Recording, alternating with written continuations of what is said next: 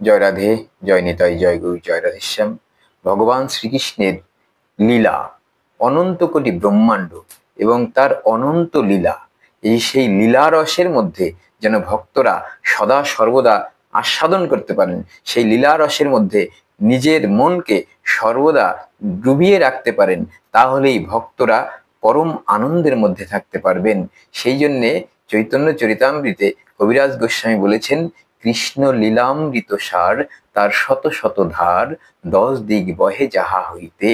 সে চৈতন্য লীলা হয়, সরোবর অক্ষয়, মনোহংস চরাও তাহাতে। ভক্তগণ শুনো মোর দৈন্য বচন, তোমা সবার চরণ ধুলি, মোর অঙ্গ বিভূষণ, কিছু মই করি নিবেদন। কৃষ্ণ ভক্তি সিদ্ধান্তগণ, যাতে প্রফুল্লিত পদ্মবন, তার মধু করো আস্বাদন। প্রেম রস কুমুদ বনে, প্রফুল্লিত রাত্রি দিনে, তাতে চড়াও মনোভিঙ্গগণ।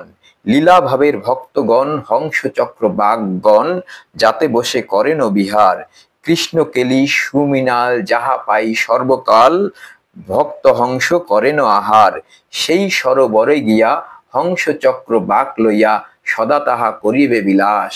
খণ্ডিবে সকল দুঃখ, পাইবে পরম সুখ, অনায়াসে হইবে প্রেমোল্লাস। জয় রাধে।